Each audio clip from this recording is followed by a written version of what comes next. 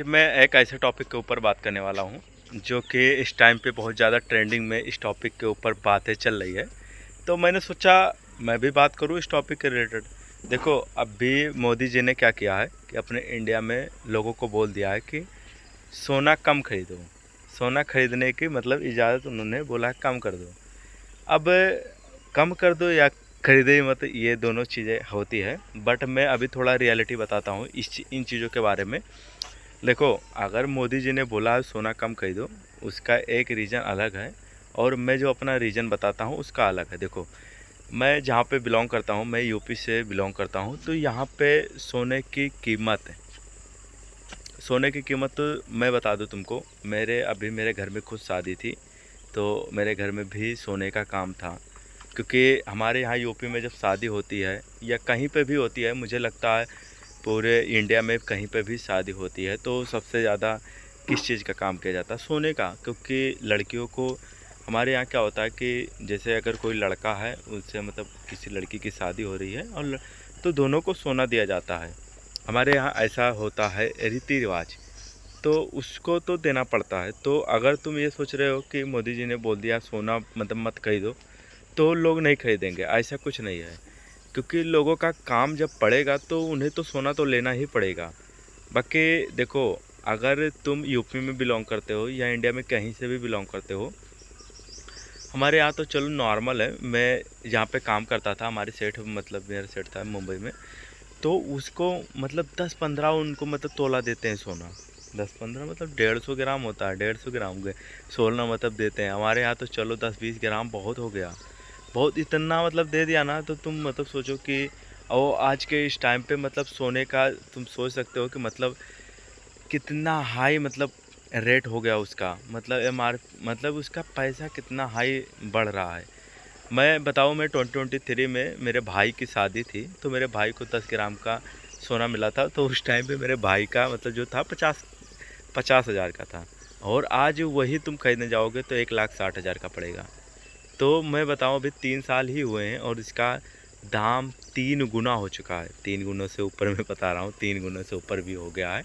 अब मैं थोड़ा बात करता हूँ कि मोदी जी इस चीज़ के लिए क्यों रुकावट डाल रहे हैं। देखो, एक तो जब अमेरिका और ईरान का युद्ध चल रहा है, तो उसके कारण ही मुझे लगता है सोने का दाम बढ़ रहा है। पक्के देखो, अगर तुम इंडिया में रहते हो तो इन चीज़ों का भी तुम्हें ध्यान रखना चाहिए। क्योंकि इंडिया में क्या होता है कि अगर तुम सोना बाहर से कहीं से भी खरीदते हो, तो तुम्हें उसका मतलब डॉलर में देना पड़ता है पैसा। तो इंडिया से अगर तुम इंडिया में अगर आज $1 की बात कर ली जाए, तो $1 का प्राइस इस टाइम पे 94 रुपीज़ हो गया है। तो इतना हाई मतलब $1 का है। और हमारे इंडिया में क्या होता है कि अगर हम सोना खरीदते हैं बाहर वाले देश से, तो हमें एक एक रुपया मतलब अगर $1 का अगर देते हैं, तो वहाँ पे हमारे इंडिया से 94 रुपीज़ आता है। वहाँ अगर $1 हम देते हैं, तो उनका एमआरपी जिस तरह बढ़ रहा है, अगर ऐसे देते रहेंगे तो इंडिया में बहुत दिक्कतें आ सकती है। देखो, पिछली बार जितना जिस मतलब पिछले ईयर जितना सोना खरीदा गया था, उतना इस ईयर भी खरीदा गया है बाहर देशों से, बट पैसा डबल लगा हुआ है। अब तुम खुद सोचो, तो सरकार इस पे क्यों रोक लगा रही है, ये चीज़ें भी ध्यान देना ज़रूरी है। बाकी अगर कोई नहीं रोक रहा है तो वो तो उसकी मर्ज़ी है। बाकी अलग अलग चीज़ों पे मोदी जी बात करते हैं तो वो उनकी प्रॉब्लम है। बाकी सब लोग ट्रोल कर रहे हैं अभी इस टाइम पे। मैं ट्रोलिंग के लिए नहीं ये वीडियो बना रहा हूँ, मैं बस नॉलेज दे रहा हूँ कि आप लोग समझो किसी भी चीज़ के ऊपर। देखो, बिना नॉलेज के नहीं मतलब बात किया जा सकता है किसी भी टॉपिक के रिलेटेड। मैंने भी इस टॉपिक के रिलेटेड देखा, ध्रुव राठी ने भी बात किया है कि सरकार ये कर रही है, कुछ नहीं। देखो, सरकार अभी यही चाहती है कि मतलब अपने इंडिया की जो है थोड़ा मतलब कम कर दें मतलब सोना खरीदने में, ताकि इंडिया में थोड़ा पैसों की जो है वो दिक्कतें, क्योंकि इंडिया से ही बाहर जा रहा पैसा, तो दिक्कतें तो आ सकती है। क्योंकि हमारे इंडिया में तुम्हें पता है कि यहाँ रुपए की मतलब रुपया बढ़ता नहीं है। यहाँ रुपया रुपया ही रहता है। डॉलर तो है नहीं कि डॉलर बढ़ेगा।